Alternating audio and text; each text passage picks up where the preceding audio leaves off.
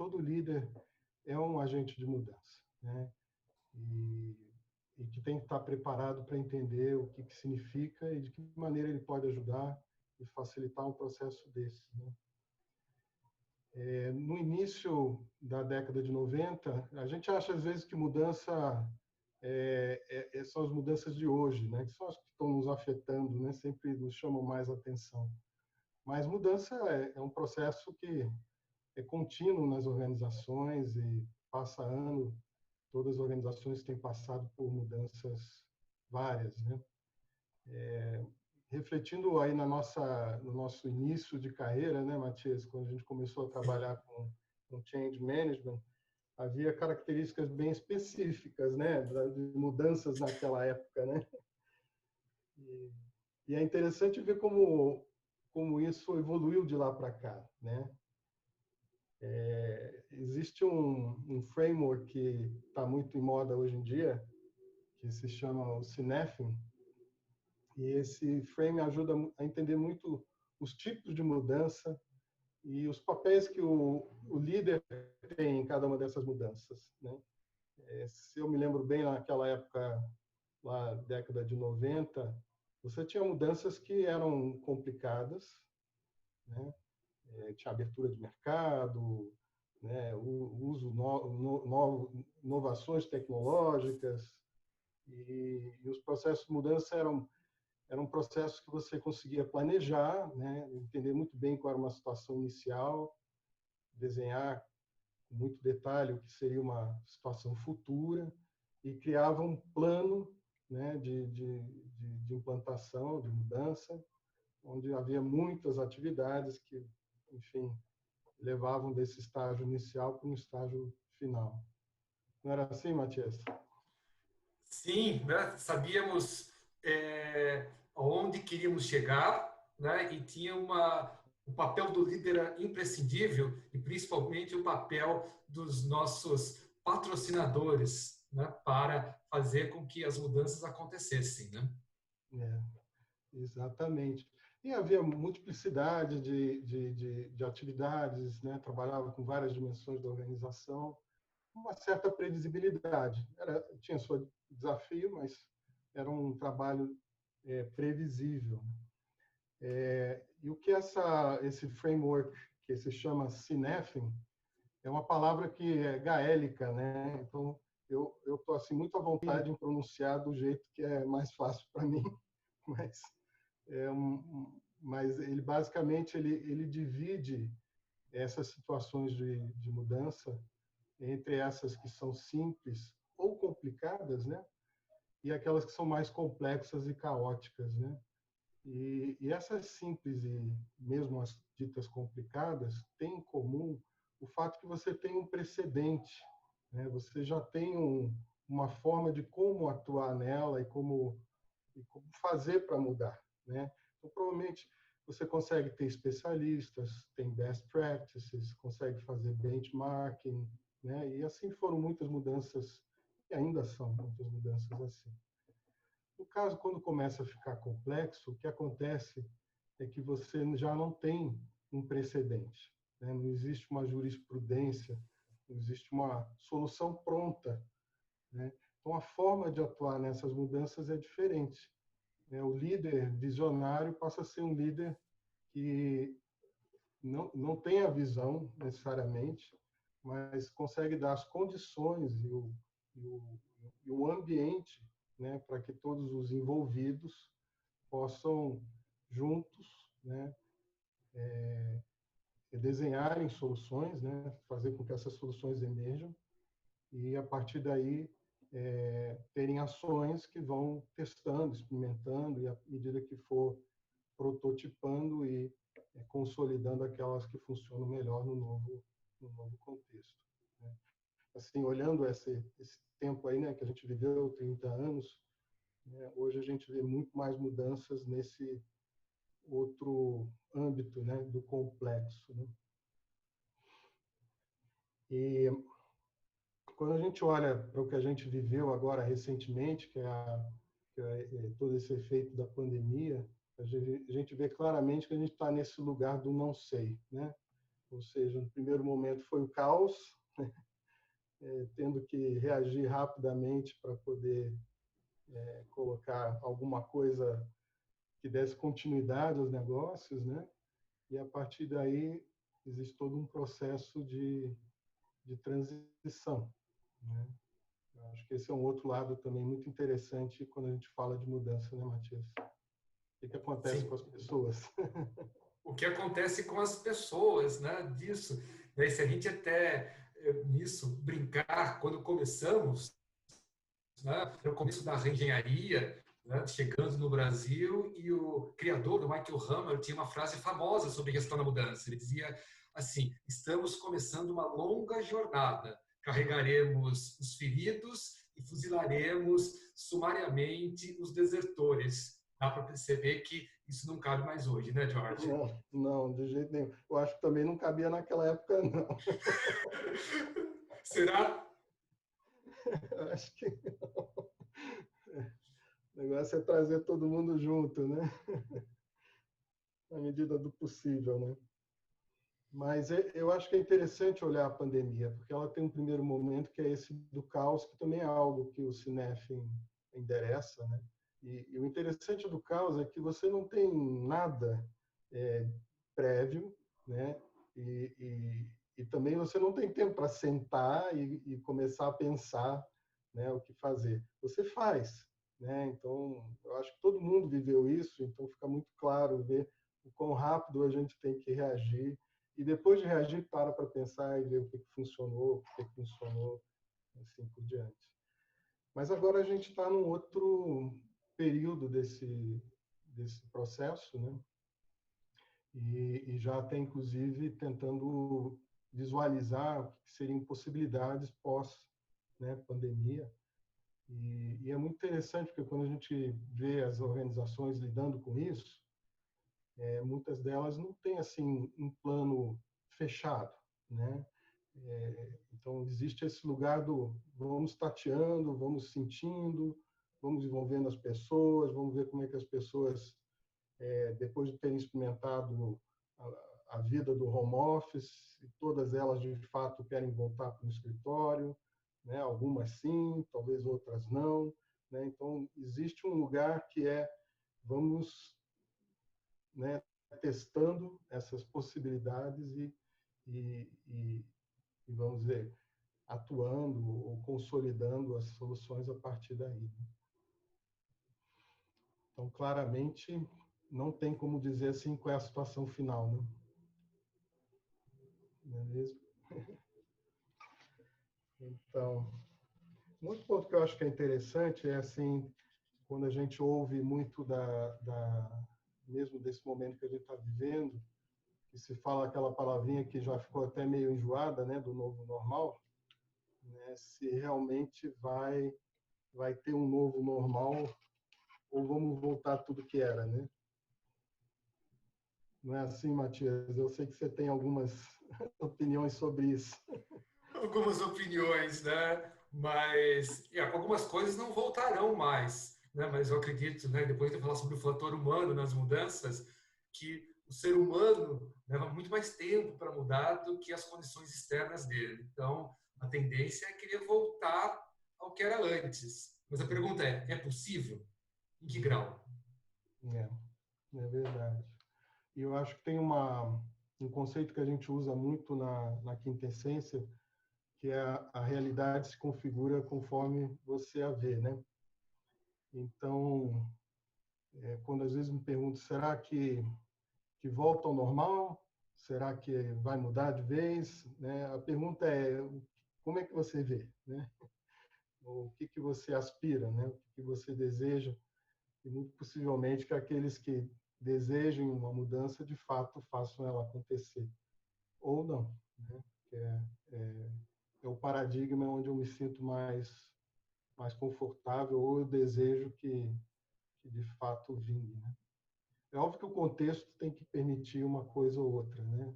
Então, determinadas organizações possivelmente não tenham essa opção, outras talvez ainda tenham essa possibilidade, né?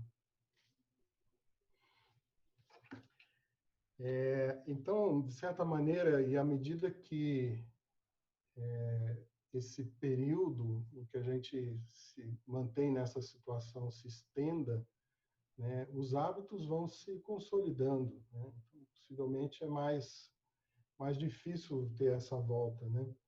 As pessoas vão, de fato, se acostumando, vendo os benefícios e se adaptando a essa nova situação, né? Como se fosse uma nova cultura de lidar com o trabalho e com os colegas, né? Eu acho que esse é uma situação que a gente pode esperar que aconteça, né? A Lúcia pergunta, né? Pode ser tendência ou o desejo geral seja voltar como era antes. Mas será que como era antes estava bom? Né? Como aproveitar esta enorme crise, né? E que a gente de alguma forma pode colocar como um enorme caos, né? Para mudar para melhor? É. Eu acho que isso é uma boa provocação mesmo, Lúcia, porque é claro que a gente tinha o conhecimento daquilo antes, né? E possivelmente a forma como está hoje não esteja boa para todo mundo, né? Mas, por outro lado, tem ganhos, tem benefícios bastante visíveis, né? E se isso se mostrar de fato sustentável, né, com benefícios, é muito possível que de fato a gente se mantenha nessa forma, né? Tudo que a gente tem conversado com essas organizações, muitas delas estão dizendo que muito possivelmente vão ter um modelo híbrido, né? Até para que não, para que tanto as pessoas que sintam necessidade do espaço de escritório quanto as que não, né, possam estar encontrando a forma de se expressar, né? Mas acho que a gente poderia migrar aqui para um outro tópico, que eu acho que tem a ver com isso que a gente está falando, porque mudanças sempre existem, né? Mas elas são de graus também diferentes. A gente acabou de falar um pouquinho sobre a natureza, a complexidade, simplicidade delas, né? Mas também tem mudanças que são mais evolutivas e outras mais revolutivas, e que tem muito a ver com o paradigma vigente, né? Então, sempre que alguém se depara com uma situação que não está satisfatória, né, ou vislumbra alguma coisa que pode ser ainda mais satisfatória, né, você tem ali uma energia, uma tensão que leva para uma mudança, né? Mas o que acontece é que se você tem um paradigma só, né, que é digamos, o que está estabelecido, muitas vezes o processo é aprofundar ou tornar mais forte aquelas soluções que você já tem, né? Porque você não conhece uma outra possibilidade de fazer as coisas, né? E na medida que você, ao se deparar com essa, né, insatisfação ou essa oportunidade, tem um paradigma diferente e associa a dificuldade ou a mudança desse paradigma, aí você tem a possibilidade de uma mudança mais radical, né, ou mais revolutiva. Eu sempre lembro a história do oficial de alfândega, né, que eu não sei, acho que todo mundo já deve ter tido a experiência de chegar nos Estados Unidos, por exemplo, né, e de madrugada lá tá deparando com um sujeito lá numa cabine fazendo perguntas, né, em inglês. E às vezes você olha assim para o lado, tem lá um casal que não fala uma palavra de inglês, né? E aí o sujeito faz a primeira vez a pergunta num tom normal, né? Quando ele percebe que o casal do outro lado não está entendendo, o que ele faz? Ele faz a pergunta, só que num volume um pouquinho mais alto, né? Ou seja, ele não tem uma outra alternativa a não ser falar aquele inglês. E quem sabe o casal que está ali na frente não escute bem, né? Então ele simplesmente repete a pergunta. E eu acho que é isso que muitas vezes a gente faz. E o momento atual é um momento muito interessante, porque nos permite perguntar: puxa, ok, a gente vinha fazendo dessa maneira até agora, certamente estamos aí num chacoalhão muito grande, que coisas a gente poderia estar fazendo diferente, né? O que esse momento está nos permitindo revisar, né? E fazer de outra forma.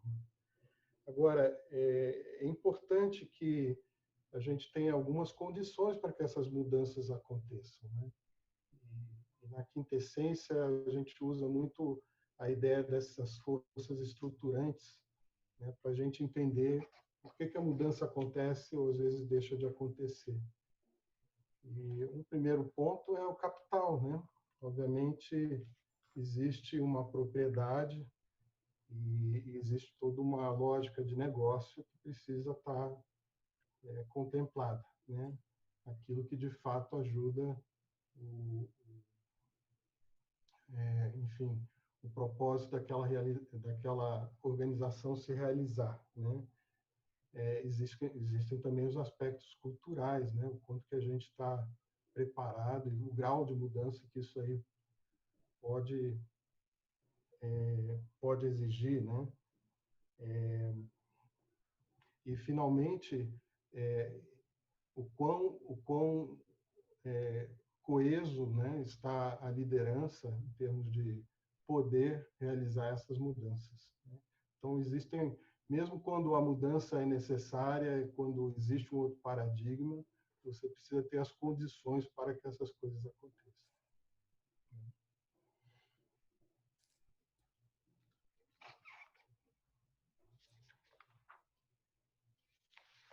Eu acho que a gente está aqui à metade do caminho. Eu acho que é só lembrar algo que a aluna falou no início, né? Que nós aqui estamos conversando de um tema que nós tratamos no nosso programa de Inteligência na Liderança, e, né, que é um programa que nós temos já oferecido em várias organizações em um formato fechado e que agora nós estamos oferecendo um formato aberto, né, Matias?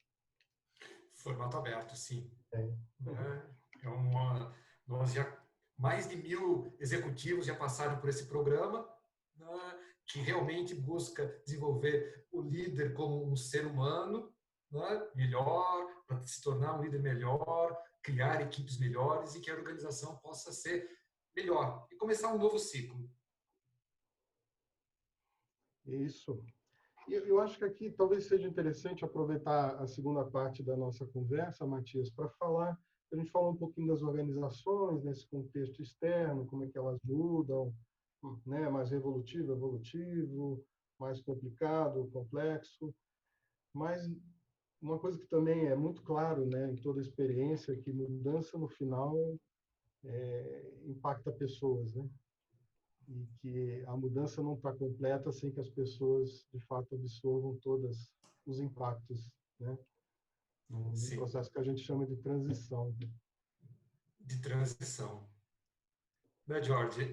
Aproveitando, então, para dar sequência, né, ao que você iniciou, é importante falar sobre, então, o fator humano, e principalmente o fator humano na liderança dos líderes. Usando até um pouco a pergunta, comentário do Edson, né, essa questão das carências anímicas, né, e como que isso pode impulsionar os encontros. Né? Para a antroposofia, né, a alma do ser humano desenvolve lentamente, né? Leva séculos para se desenvolver. Né? Nós estamos vivendo, na atualidade, o que a antroposofia chama de época da alma da consciência, que na nossa idade individual busca, de alguma forma, né, a questão de propicia a possibilidade da gente olhar para nós mesmos, né, e fazer uma autoavaliação, que eu sempre, quando estou trabalhando com os meus clientes, é uma autoavaliação, né, generosa, e também começar a lidar com os nossos limites. Então, a gente fala sobre mudança, mas tem como que o ser humano responde às mudanças, né? Ou seja, que tipo de transição? Transição é a reação humana frente às mudanças. Um dos grandes estudiosos, né, sobre mudança e transição é o William Bridges. Ele diz que sem transição não há mudança. Mas imagine, então, como que é uma transição decorrente de uma mudança que é caótica, o que foi causada, né, por um caos. Diferente do que poderia ser programado como implementação de um grande software, uma nova cultura, né, que pode ser programada, aconteceu. De repente, né, as pessoas vão passar por essa transição.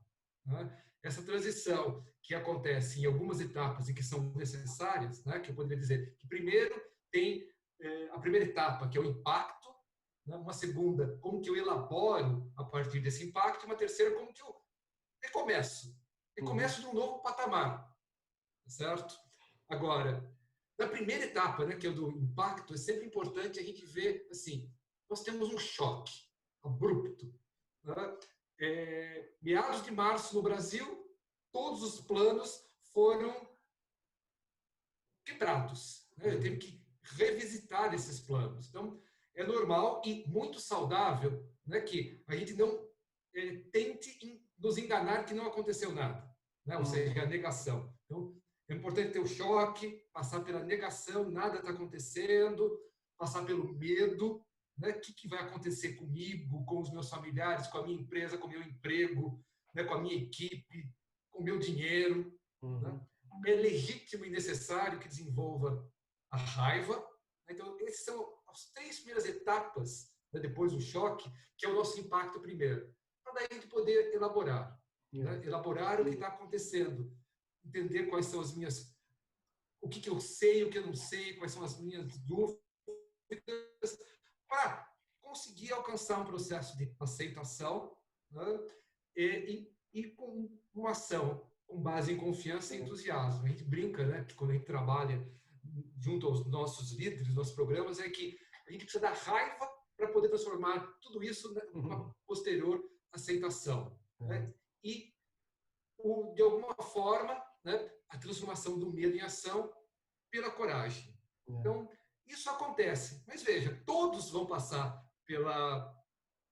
Todos têm que passar por essa transição. Né? Todos vivem, podem estar vivendo o mesmo conjunto de mudanças. Mas e todos têm que passar. Diga, George? Sim. Não, conclui. Né? E só que o tempo para esse processo será diferente para cada indivíduo. Né? Para cada indivíduo. E nisso entra o líder. Fala, George.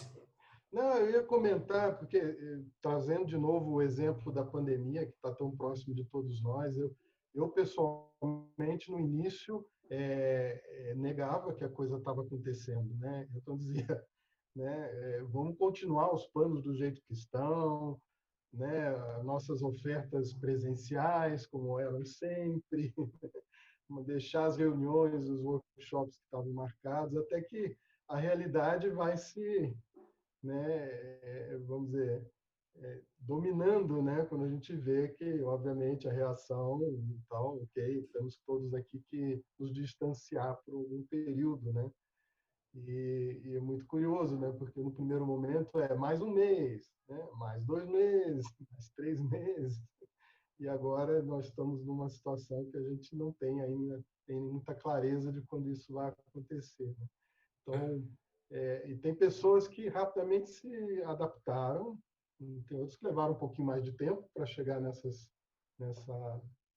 constatação, né? Que você comentou, que, olha, mudou e agora eu vou precisar lidar com isso. Né? Tem uma pergunta que veio mais de uma vez, Jorge, se você puder me ajudar a responder, que isso tudo tem a ver com a quintessência. Né? Qual é a essência da quintessência? Eu acho que tá rolando algumas perguntas aqui, a gente faz um marcha ré nessa história aí. Você gostaria de começar ou começo eu? Não, começa por você, Jorge, daí eu comento na questão do indivíduo, que eu vou passar por isso um pouquinho mais para frente. A quintessência é interessante, porque quando a gente fala dos elementos, como, por exemplo, os antigos conheciam, né? A terra, água, ar e fogo, né? Que são elementos que todos nós temos visivelmente na nossa frente, ou podemos usar os sentidos para percebê-los. Já naquela época se falava da quinta essência, que é um elemento que que dava a liga, ou que dava o sentido para tudo isso, e que não era visível, né? Então era uma coisa assim de uma essência da mais pura, né? A coisa que estava por detrás dos fenômenos. E quando a gente fala de mudança, quando a gente fala de organização e também no nível do indivíduo, que a gente está buscando trabalhar na quinta essência é justamente esse sutil, né? Que a gente está tão acostumado a olhar de forma material ou concreta e que muitas vezes nos escapa e que na verdade o bom resultado desses processos está em a gente poder considerar aquilo que normalmente para a gente está oculto, né?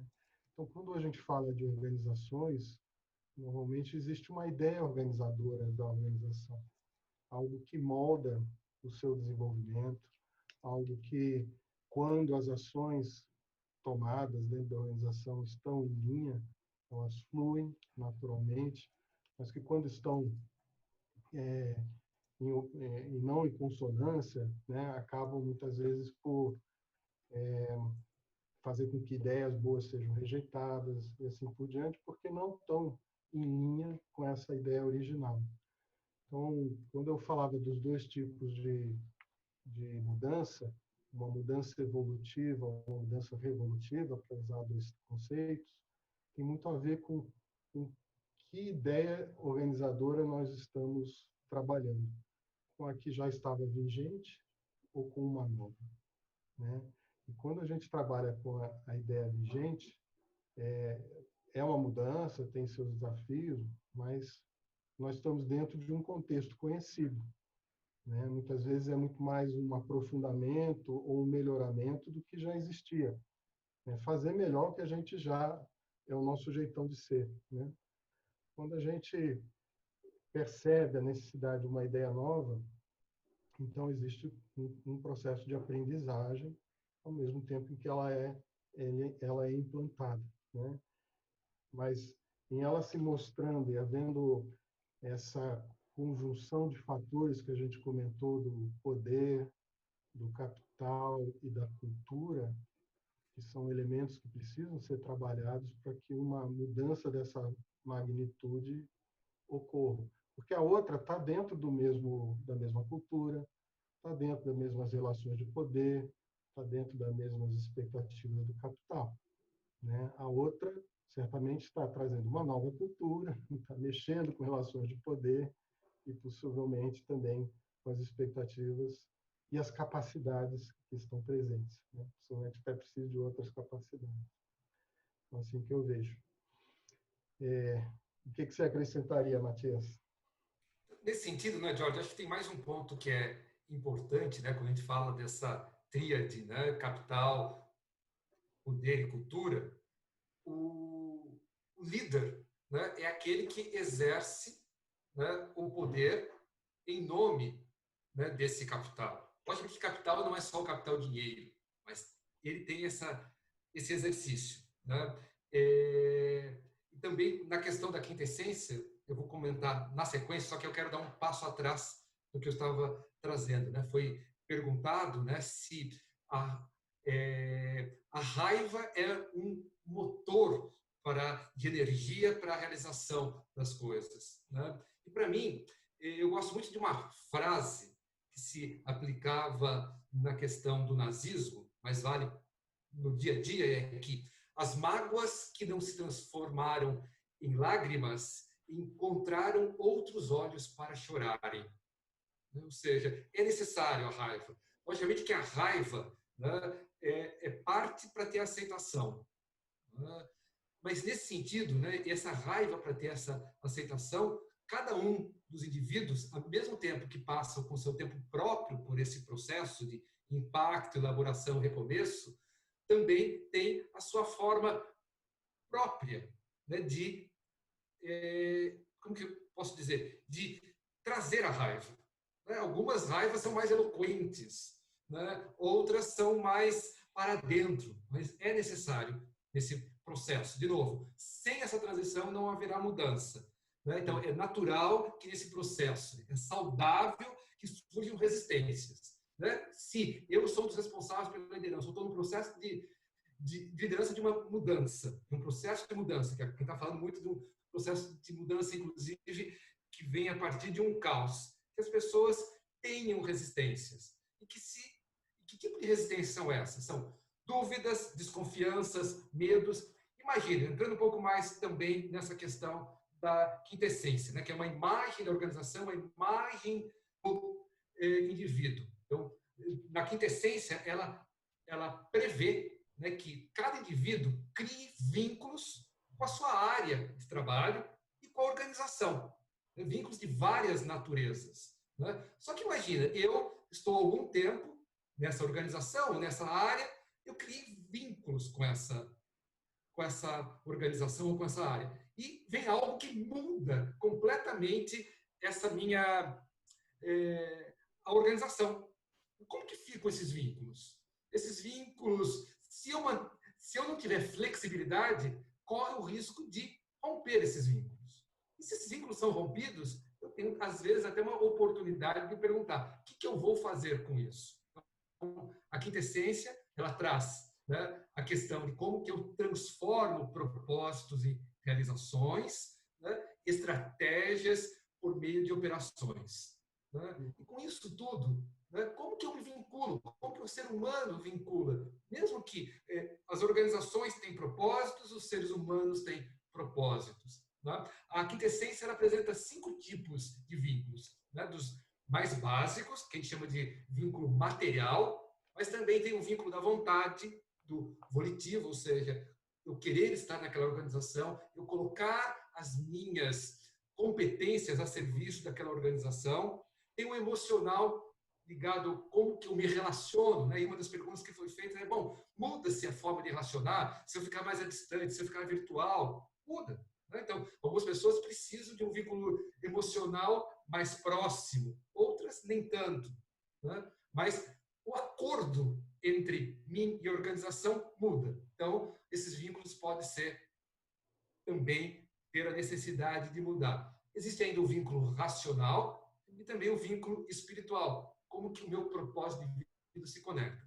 Mudou-se a organização, como que fica meu vínculo?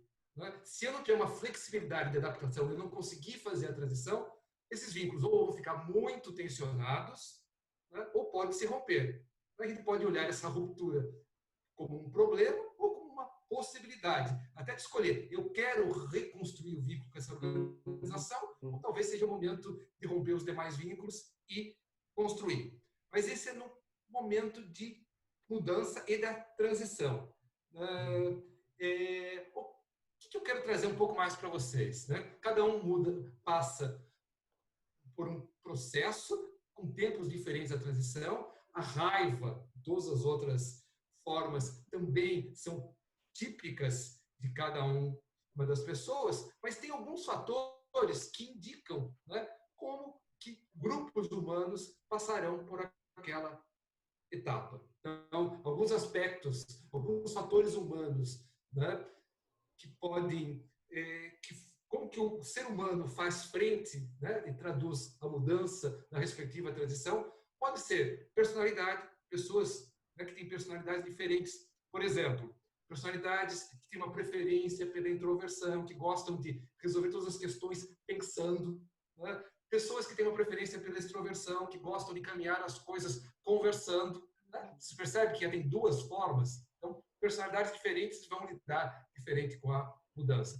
A história de vida, a faixa etária, a experiência e maturidade e mesmo o contexto de vida. Né? Imaginem uma pessoa que, recém-casada, né, esperava um bônus neste final de ano para pagar contas. Quaisquer situações. Qual que é o meu contexto? Né? Eu estava conversando esse fim de semana com uma diretora de RH de uma grande empresa. Ela falou assim, vou ter que demitir. Minha empresa é uma área de turismo, vou ter que fechar muitas coisas. Quem que eu vou fazer demissão? Para quem que eu ainda vou pagar plano de saúde? Em que momento? Né? Assim, perceber pessoas, né? Assim, pessoas que estão com uma determinada doença, estão com a cirurgia marcada, né? E, de repente, vão ser demitidas. Então, ou seja, o contexto da vida também afeta. Né? E, Matias, Sim, Jorge. talvez aí eu acho que é interessante você trazendo o exemplo de quem você conversou, porque voltando à questão do líder, né, que é, né, do desenvolvimento do líder que nós estamos falando, assim, qual o papel dele nesse aspecto que é do cuidado do indivíduo, que é cuidado humano, né? Dentro desses processos de transição que você vinha descrevendo. Então, não dá para falar disso sem imaginar o papel do líder. Né? Tudo se espera que ele faça essa transição de uma forma mais rápida, mas nem isso nem sempre é possível. Né? Em qualquer momento, né, há um conjunto de expectativas que são naturais da expectativa com relação às organizações dos indivíduos. Né? Então, e que nisso, de alguma forma, principalmente essas mudanças reativas, essa expectativa não se muda, ela só se torna mais exacerbada. Né? Ou seja, se espera que o líder dissemine a estratégia organizacional, espera que o líder tenha uma definição clara de objetivos e uma cobrança das pessoas, que reforce as práticas e o comportamento desejado. Isso tudo é esperado. Então, mais ainda, né, a organização tem que cuidar do seu líder, né, e também, né, nesse meio desse caos, né, do que o Cynefin traz, né, como que eu consigo trazer minimamente as estratégias organizacionais, né? É aquela questão, né, Jorge, que você até comentou lá da esquadrilha Mutley, né? Mutley, faça alguma coisa, né, pedindo que se faça. Mas é um mínimo de organização, né, para isso, perceber quais são, como que os objetivos originais são transformados nos objetivos de agora, né, quase assim de guerrilha, né? As questões são a atuação de guerrilha, né? E dá um mínimo de estruturação nessa mudança. Eu não sei. Né? Então, como faz? Mas ainda assim é esperado. Então, o líder fica no meio disso. Né? E daí, algumas sugestões, né, que a gente faz para o líder, né, que a gente pode. Primeiro, ele tem que cuidar antes dele. Né? Acho nesse sentido. Né? O que pode ter? Aquela questão, né, de quando, em algum momento no avião, está passando alguma questão mais crítica, né? Coloque a máscara em você primeiro. Isso é bastante, ou seja, primeiro cuide de você. Entenda e acolha, quer dizer, suas questões, quais são as suas questões, quais são as dúvidas, quais são as desconfianças, com medo. Não adianta negar. Né? A questão é um momento de humildade, né? De compaixão por si mesmo e de altruísmo, e compaixão pelos outros também. Né? A gente poderia dizer, então, que tem que se ficar muito próximo, né, dos líderes. Em qualquer momento, né, o próprio de Rock diz que o líder tem que ficar próximo dos seus líderes superiores, né, para poder entender para onde está a organização indo e para traduzir para a sua equipe. Mais rápido, mais simples, mais para ontem. Nunca. Né? Então, e para isso ele também precisa ter uma proximidade com a equipe, né? Uma proximidade, uma abertura para ouvir e para transmitir quais são as questões da sua equipe. Ou seja, como que ele pode conscientizar a equipe, sensibilizar, mobilizar a equipe e também a organização. Ele é preposto lá. Né? Mais uma dica, talvez, que a gente poderia dar sobre isso. Né? Que ele, de alguma forma, não faça sozinho. Use de humildade e que possa envolver a equipe, incentivar a equipe e reconhecer a equipe por essa concepção e realização de encaminhamentos necessários. Né? E, de novo, né, George, ele tem que praticar o que ele fala, né? Ou seja, praticar as atitudes, né, que são necessárias. Não só falar, então praticar, disseminar e valorizar. E daí, valia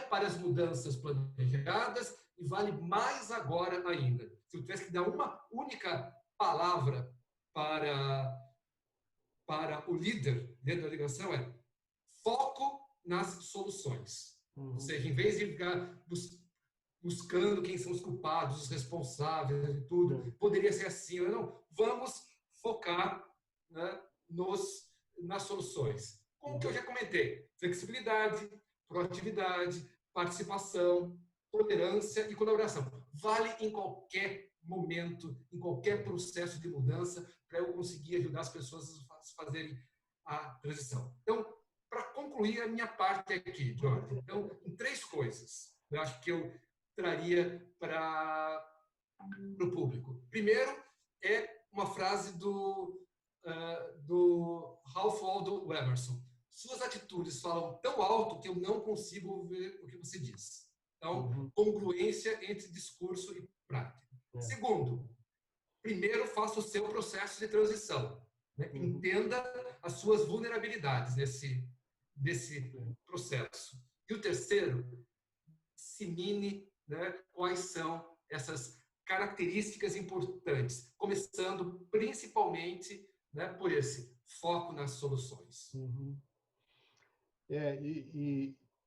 Matias, te ouvindo, eu acho que esses momentos que a gente tem passado, né, têm sido bastante demandantes de todas as lideranças, né, porque sem esse contato próximo, né, ter a capacidade de poder sentir o pulso, né, sentir como é que estão as pessoas e poder dar esse apoio num momento de transição que é difícil para todos, né? Eu caminho assim para cada vez me convencer do quão importante é a presença, né, do líder, né? E agora estamos falando de uma presença virtual, né? Ou até espiritual, mas de poder perceber o ambiente, perceber as relações, perceber essas ansiedades, né? Porque antes de tudo, como você falou, ele tem que lidar consigo mesmo, né? Então, ele também está ansioso, né? Ele está também nesse processo, ele faz parte, ele está em transição também, né? E a presença é uma forma de justamente lidar com essa ansiedade, com esse estresse, né? Eu acho que um outro ponto que você traz forte também para mim ressoa muito quando fala do se autoconhecer, né? Eu acho que qualquer processo de desenvolvimento de liderança não tem como não passar também pelo autoconhecimento do líder, porque justamente ao se conhecer é que ele consegue se relacionar melhor com as situações, né? Consegue se expressar melhor e também consegue absorver a expressão do outro, né?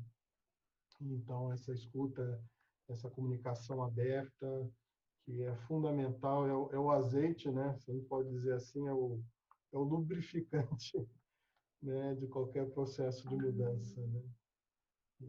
E a gente sabe também que todos nós estamos num processo de evolução de consciência, né, que aí talvez seja um movimento mais amplo da humanidade, né? Que você falou lá no início, né, dessa alma da consciência, que, de certa maneira, está nos pedindo isso tudo também, né? Ou seja, de que maneira eu me desatrelo um pouco mais do meu ego, né? Me sinto um pouco mais confortável nesse lugar do não sei, né? Que para um líder nem sempre é muito confortável, porque todo mundo espera dele, né, uma solução. Mas aí vou, vou migrando para um outro lugar que é muito mais como ajudar uma solução a emergir, né, desse grupo juntos, do que realmente ditar, né, ou direcionar um caminho. Jorge, nesse sentido, na verdade, muitos dos líderes estão plantando o que colheram. Estão colhendo o que plantaram, ao contrário. Né? Se ele nunca foi próximo da equipe, se ele nunca foi próximo do seu gestor, aqui talvez, né, ele não consiga ter... É mais uma oportunidade para fazer isso, né? Mas, às vezes, eles vão ter mais dificuldade do que o líder, que já era próximo, que já tinha essa participação, que já tinha construído uma equipe, e que a equipe já confiava nele. Né? Logicamente, se não, aqui, né, confiança, né, mas também uma oportunidade. O caos abre oportunidades para os heróis. Não o herói que é o super poderoso, não é isso que está sendo pedido agora, né? Mas um herói humilde de participação. Tem uma pergunta do Rolando aqui, né, para eu concluir com essa pergunta, se você quiser também trazer alguma contribuição, Jorge. Ele diz assim: como podem agir os profissionais que não exercem cargos de liderança frente ao caos, dentro da filosofia da quintessência, se tiverem como gestores um dos muitos líderes que ficam aquém do seu papel de liderança. Né? Rolando, o que eu posso dizer sobre isso? Duas coisas eu quero trazer. Um o momento de agora, em mudanças baseadas no caos, né, vai fazer com que o choque seja maior, e não ter um bom líder vai potencializar todas as consequências. Mas o que ele pode fazer, assim, né? Como que ele pode ele mesmo colocar a máscara, né? Já que eu podendo conduzir, ele coloque a máscara, né? Tudo isso que a gente falou para os líderes vale para eles. Mas, de novo, se eu tivesse que resumir em uma única coisa, né, seria foco em soluções. Se o chefe não dá, porque às vezes o chefe não dá conta, né? Talvez não desse conta agora, antes talvez não dê mais conta agora. Então, põe a própria máscara, né? E foco em soluções dentro do seu ambiente que eu posso influenciar. E pesar um pouco também. Talvez o que eu acrescentasse aí, e eu acho que tem muito a ver com o programa que a gente oferece, é primeiro também um olhar de autoconhecimento, né? Enfim, e de desenvolvimento de protagonismo, né? Ou seja, o que eu posso fazer e qual é o meu alcance, né? Onde eu posso influenciar, né? E naquilo que eu posso influenciar, não deixar de agir, né? Então, muitas vezes as condições que a gente tem do contexto não são perfeitas, mas o que está no meu alcance fazer, né? E entendendo as sutilezas do sistema, dos padrões, enfim, das crenças e dos mindsets que estão prevalecendo, né? Então, eu sinto que o desenvolvimento de líderes passa muito por esse caminho, ou seja, de dotá-los de protagonismo, né? Que nasce desse autoconhecimento e também do conhecimento de como é que as organizações se transformam.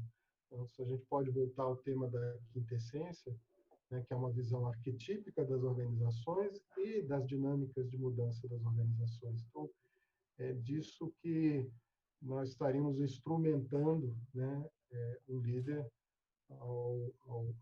ao trabalhar a partir dessa abordagem. Mas eu acho que aqui a gente termina um pouco do que a gente tinha para trazer, né? E óbvio, a Sim. gente ainda está à disposição de perguntas, eu devolveria para a Luna. Muito bom, muito obrigada, Jorge, muito obrigada, Matias. Eu fui anotando aqui algumas perguntas que vocês, ao longo da palestra, já responderam algumas, eu vou tentar focar nas que não foram respondidas. A primeira que eu tenho aqui é uma que fala sobre confiança, né? E a confiança estabelecida pela relação do líder e liderado se fortaleceu nesse período?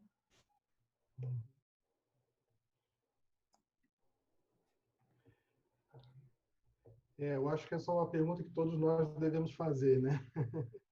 Difícil ter uma medida geral. O que nós temos acompanhado, o que aconteceu? Essa situação nos obrigou a acelerar processos de vinculação, ou seja, de construção de confiança. Então, nós tivemos que muito mais rapidamente chegar neste ponto, não é mesmo? E muitos gaps que existiam de antes, acho que o Matias mencionou disso, né? O líder que já não funcionava antes, né? Ficaram muito evidentes, né? Porque muitas vezes, pelo menos no meu entendimento, a proximidade física nos dava a ilusão de que as coisas estavam sob controle, né? E quando você não tem a proximidade física e não tem mais a possibilidade de controle, sobra a confiança, né? Sobra essa relação fundada em bases muito mais profundas, que certamente todos tiveram que encarar de um dia para o outro. Jorge, e complementando isso, né, a gente pode trazer a imagem do iceberg. Né? a água baixou e apareceu mais a ponta do iceberg. Então, líderes bons se tornaram melhores ainda, né? Ou seja, deu para se perceber que tinha mais capacidade, mais competência e liderança desses líderes. Mas se eu for fazer uma pequena amostra de alta administração, eu tive a oportunidade de, na última semana, falar com 3 diretores, né, da área de RH, de 3 empresas muito grandes, e eles estavam, assim, desolados, né? Queriam conversar comigo, porque eles estavam profundamente decepcionados com os chefes deles. Né? Pessoas que eles tinham em alta conta, mas por alguma razão, né, esses líderes deles, os chefes, não conseguiram fazer a transição à altura que esses diretores de RH imaginavam, e daí se decepcionaram. Né? Mas também tem alguns outros casos de que líderes bons apareceram ainda mais. A gente tem falado com muitas pessoas no ecossocial sobre isso, né? Vários que dizendo, olha, o que fizeram, assim como oportunidade. Muito bem. Muito bom. Tem mais uma pergunta aqui interessante que está relacionada. Como ficarão as relações humanas se o distanciamento se mantiver? Uhum. Olha, eu acho que bebendo o meu próprio veneno a resposta honesta é não sei, né? Eu acho que isso tá em aberto e eu acho que a busca que nós temos é justamente de não perder esse elo e entender de que maneira, não tendo a proximidade física, nós podemos desenvolver algo que seja equivalente, né? Então, o fato de não termos a proximidade física não significa que as relações não continuem e que elas não possam ser cuidadas como tal, né? Eu diria que estamos num momento de aprendizagem disso tudo e juntos. Eu acho que o importante, como eu acho que vem por detrás dessa pergunta, é entender que isso, se já era importante, né, se torna ainda mais importante que a gente lide, trate e cuide disso. E de alguma forma, né, compartilhando com você, Jorge, concordando até com você, é que realmente não sabemos, também não sei, né? E não tem um ou outro caminho, né? Mas o fato é uma boa oportunidade para despertar essa necessidade das relações, de um olhar para essa relação, né? Uma análise da relação que tinha, né? Era uma relação só utilitarista dessa relação, ou como que eu posso colocar propósito também nessa relação? Mas se vai mudar ou não, né, vai depender de cada caso, de cada líder, de cada organização. Muito bom. Tem mais uma pergunta aqui. Eu vou ler, ela é bem longa. Quando falamos sobre carências anímicas da nossa atualidade, vocês não consideram que, apesar de estarmos mantendo e desenvolvendo novos hábitos, as pessoas buscarão o encontro? Eu acho não que vai na tenho mesma dúvida. linha, hein? Vai lá, Matias. Não, eu não tenho dúvida que sim. Né? Tem uma antiga associada do Ecosocial, que foi fundadora, a Kátia Soares, né? Que ela dizia assim, em época de high-tech, as pessoas vão precisar de high-touch. Então, o meu entendimento é que depois que conseguir fazer a transição, ou no momento dessa transição, vai precisar ter esse encontro. Agora, não necessariamente o encontro é presencial. É possível fazer um encontro, né, por telefone, por Skype. Eu, pela minha personalidade, eu gosto do encontro pessoal, cara a cara no mesmo ambiente. Mas o que é possível? Né? Então, nesse sentido, com certeza, no meu sentido, eu não sei como será, mas que eu tenho quase certeza de que as pessoas requerem, né, a alma é uma carência anímica do encontro, com certeza. Eu não faço suas minhas palavras. Hoje eu li um texto sem querer, passei e me aprofundei, foi maravilhoso, também de uma colega nossa, ex, e falando sobre o que significa a doença, né? E a doença, quando acontece no indivíduo, normalmente, na nossa visão, né, antroposófica, significa que algo se separou, é algo que eu não consegui digerir, que eu não consegui significar corretamente e que se concretizou, né, se materializou naquela doença. E hoje nós vivemos uma doença da humanidade, né? Então a gente pergunta o que está mal resolvido, o que está separado, e, e eu acho que eu volto no que você falou, porque essa necessidade do encontro, mas o encontro genuíno. Eu acho que na medida que a gente se afasta fisicamente, a gente se depara com a necessidade de um encontro que não é físico, mas é um encontro de alma, né? É um encontro realmente de coração.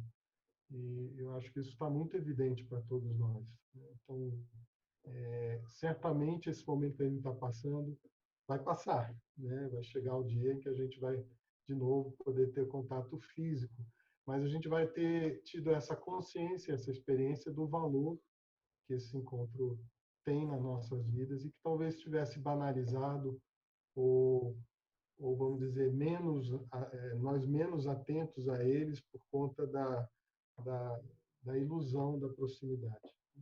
Mas talvez a gente não tivesse tão próximo, apesar da, da, do físico estar, né, estarmos juntos. Maravilha. Fazer uma última perguntinha antes da gente encerrar? Como cadenciar o tempo da mudança com o tempo da transição? Pergunta de $1 milhão.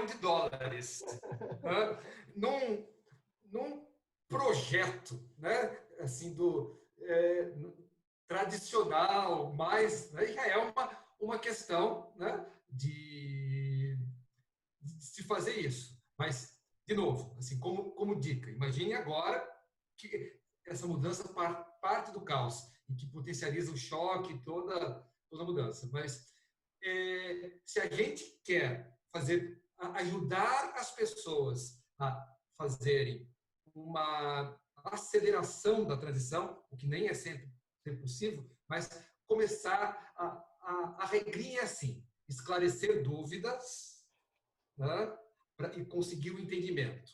Num segundo momento, conseguir envolver as pessoas para ter uma confiança, e só tem confiança quando começa a se entender principalmente quais são as consequências dessa mudança, né? E depois capacitar as pessoas para tratarem o medo, ou seja, você é capaz de passar por isso. Então, esse é o sentido. E não dá para começar, né? Muitas vezes as organizações estão no processo de mudança, mesmo que sejam organizados. Eu e o George cansamos de receber o seguinte convite: não dá para vocês virem aqui fazer um workshop de sensibilização? Qual que é a nossa resposta, né? Espero que o George concorde. Não dá. Essas coisas não acontecem automaticamente. Então, e a mudança tem um prazo, né? Como que eu consigo fazer com que mais pessoas consigam fazer o máximo da transição durante essa mudança? E, de novo, só para reforçar. Então, esclarecer dúvidas, mitigar a desconfiança, né, e encaminhar os possíveis medos. Por isso que o líder tem que estar próximo da sua equipe, para entender essas três coisas. Eu só complementaria, Matias, que quando a gente fala de mudança e transição, ela só está completa quando a transição de cada um ocorre. Então, se a gente olha para tantas iniciativas que dão errado ou dão mais ou menos, que ficam tão aquém daquela possibilidade que teriam, né, e perceber que possivelmente as pessoas não fizeram a transição necessária, eu acho que talvez esse seja o alerta que a gente tenha, né? E talvez das coisas que você comentou que são importantes, para mim, a que mais salta é o envolvimento, né? E quanto mais complexo a situação, mais envolvimento precisa. É isso que a gente tem aprendido nos últimos tempos. Jorge, e uma coisa, quando eu dou cursos de formação em gestão da mudança, né, uma coisa que eu falo e que deixa algumas pessoas um pouco bravas, né, complementar isso, que às vezes essas duas coisas não se coadunam. Né?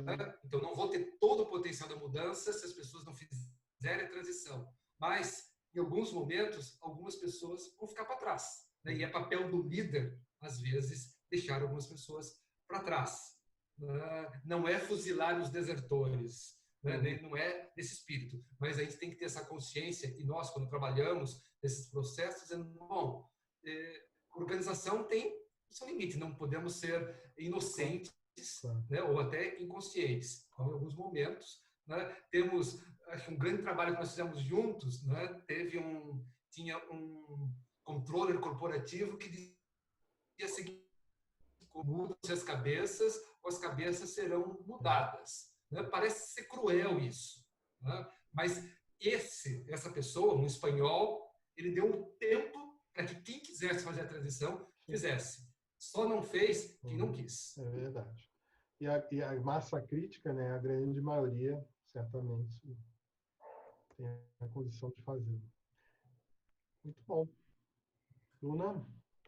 Muito bom, pessoal. Muito obrigada, então, pela participação de todos. Assim, hoje a gente trouxe um dos temas que é foco da nossa formação. Ele faz parte do módulo 3, se não me engano, relação, é isso mesmo?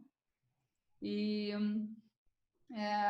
na verdade, a gente está abordando vários temas, a gente fez outras lives já, uma delas foi sobre a crise, né?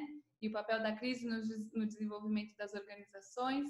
Então, esses são temas preponderantes, né, da época que a gente está vivendo hoje, e esses e outros temas super relevantes estão sendo abordados na formação. Ela inicia no dia 11 de agosto, totalmente virtual. Eu mandei aqui no chat o link do site da Quintessência na Liderança, então é www.quelider.com.br.